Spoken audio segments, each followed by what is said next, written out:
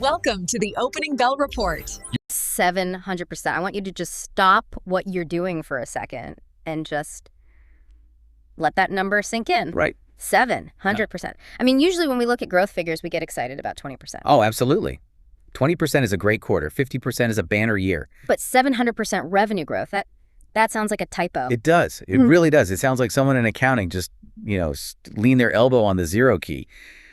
If I saw that number without the context of the analysis we have here, I'd just assume it was a glitch. But it's not. Not a typo.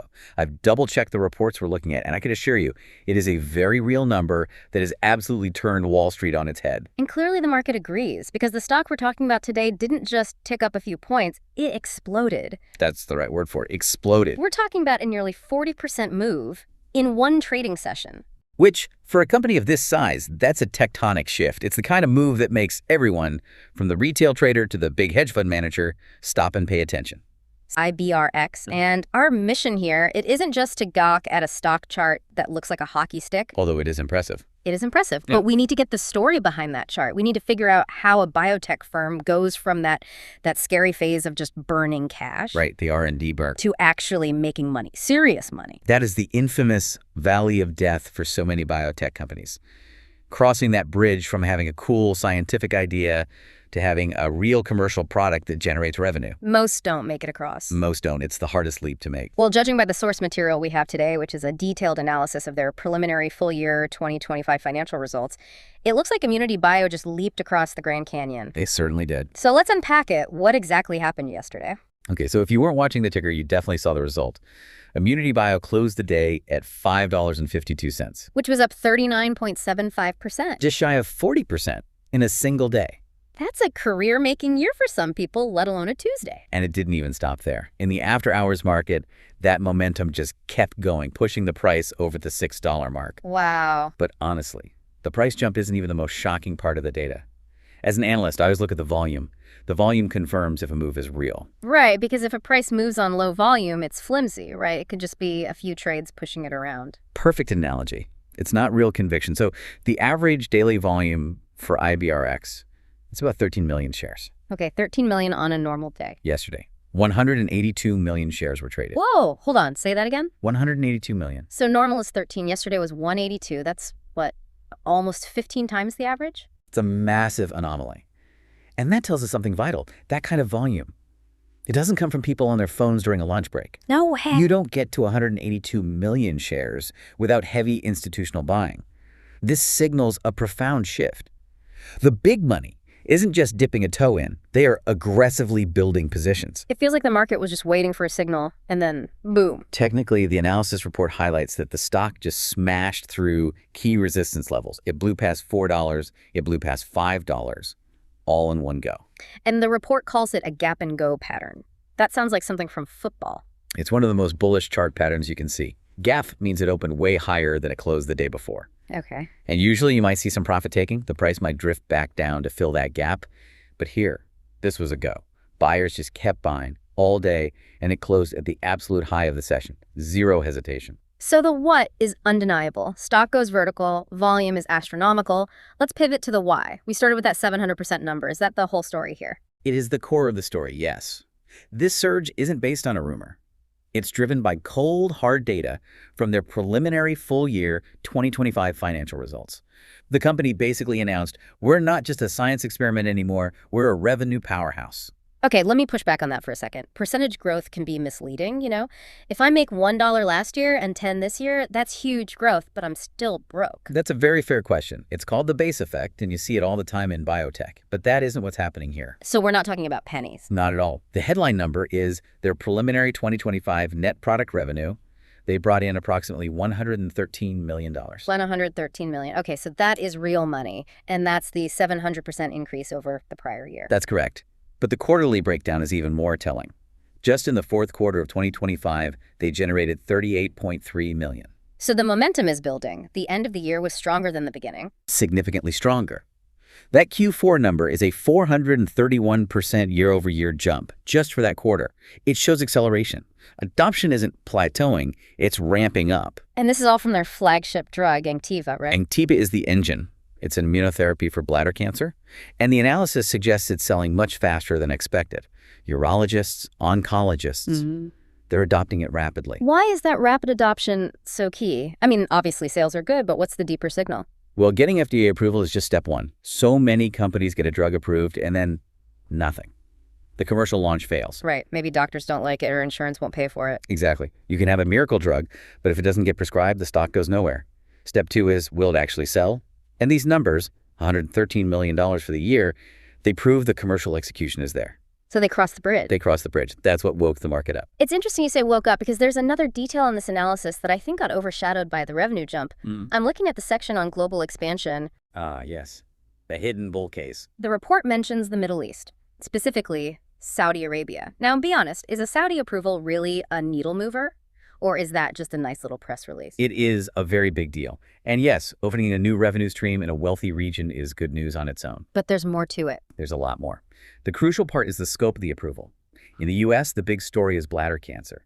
But the Saudi FDA approved Anktiva for bladder cancer and for non-small cell lung cancer, NSCLC. Wait, lung cancer, that's a whole different ballgame. It is a much, much larger market, one of the most common and deadly cancers in the world.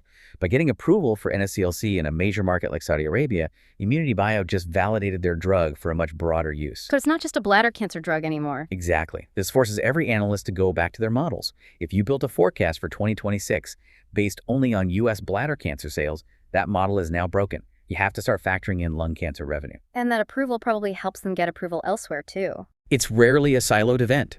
Regulators share data. Having real-world evidence of it working on lung cancer patients in Saudi Arabia de-risks the entire global pipeline. It builds the case for Europe and the U.S. Wow. That completely changes the calculus. It suggests Anktiva is not a one-trick pony. For long-term investors, that's where the real value is. Okay, so massive revenue, solid execution, and this surprise expansion into lung cancer. But let's get back to the market mechanics. The report mentions a short squeeze. Yes, the classic setup. Can you break that down? Why does a short squeeze make a stock go up even more than the good news would suggest? Sure. So imagine you're an investor who bet against ImmunityBio. You shorted the stock, you borrowed shares and sold them, hoping to buy them back way cheaper. Okay, so I'm betting on failure, and I have to return those shares eventually. Right, but then this 700% revenue report drops.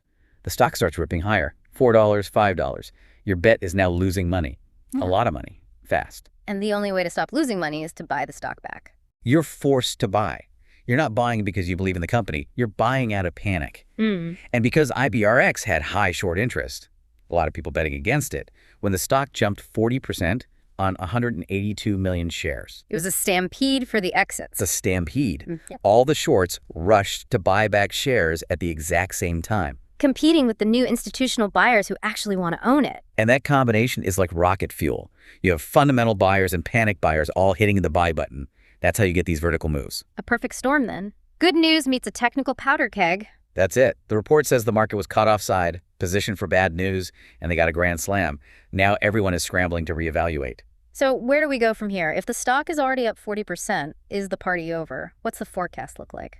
Well, according to the analysis, we have to look at the technical levels. The immediate resistance point is $6. Which you said it was already testing in after hours. Exactly. $6 is the new battleground.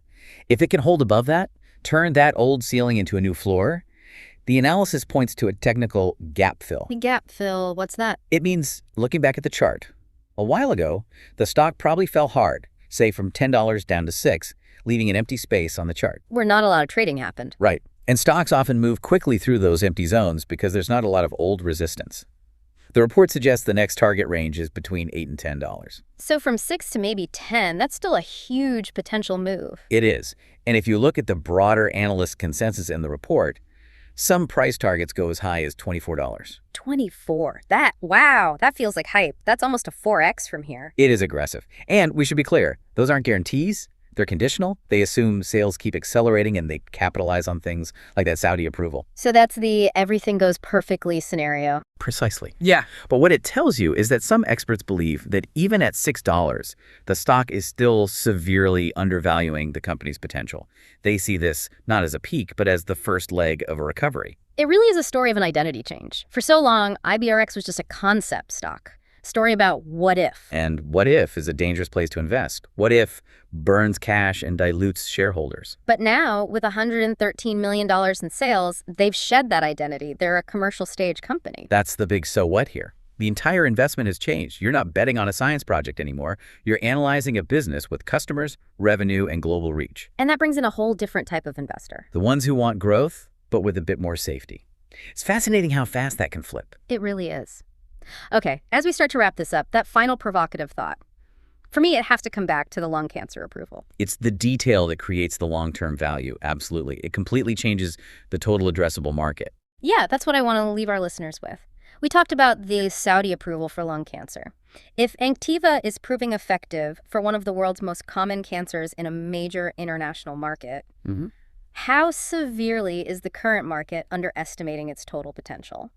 That is the question. We're all focused on the $113 million they made this year from one indication in one country, basically. But if that lung cancer use expands to other regions, are we looking at a future where that revenue number has an extra zero at the end? That is the multi-billion-dollar question. Don't forget to like, share, and subscribe for more.